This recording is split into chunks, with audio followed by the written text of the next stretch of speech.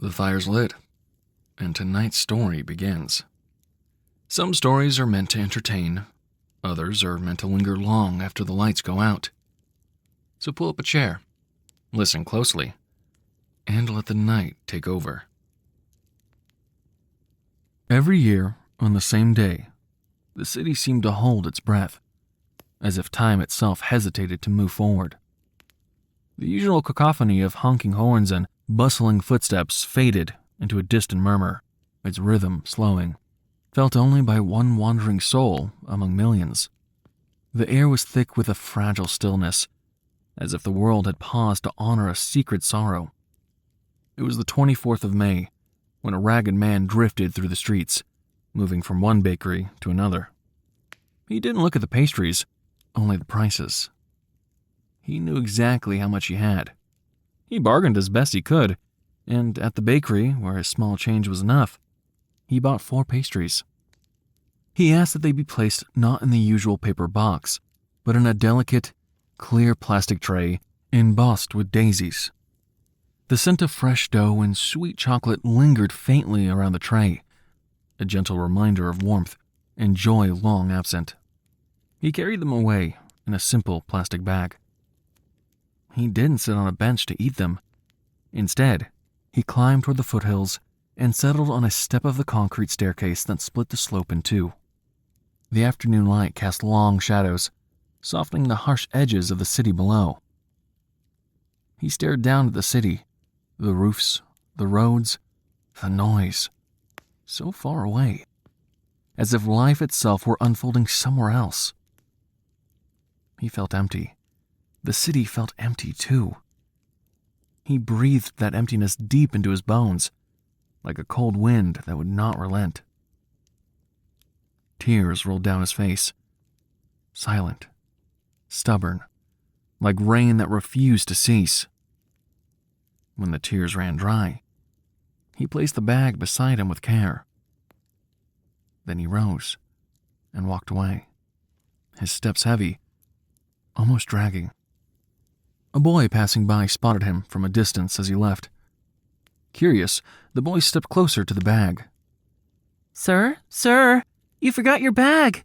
There are sweets inside," he shouted, running after him with the bag in hand. The man didn't answer at first. It had been a long time since anyone called after him. The boy's voice sounded almost strange, like a memory half remembered.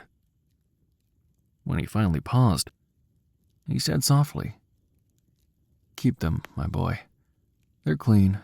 You can eat them." The boy peeked inside. "But there are 4. I can't eat them all by myself." "Take them home.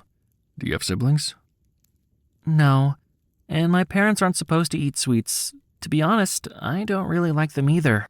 I'm not used to them."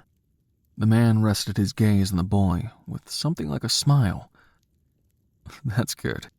They're not healthy, but once in a while, it's all right. Pick whichever one you like." The boy hesitated. "Alone? Come sit with me under that tree. We can each have one." The man paused again. The cloud of sorrow around him seemed to thin just a little. "I swore I'd never eat sweets again, but I'll sit with you, if you like." "If you don't eat them, why did you buy them?" the boy asked, almost in a whisper, as they reached a tree and sat beneath its shade. The tree was old, its gnarled branches stretching wide, as if to shelter memories as well as people. A soft breeze fluttered through the leaves, carrying a bird's gentle song. Tiny sparks of life weaving between past and present.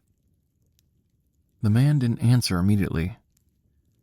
"Most people I meet feel sorry for me and give me a few coins to ease their conscience. Others are afraid and walk away without a word. But eat your pastry first," he said softly.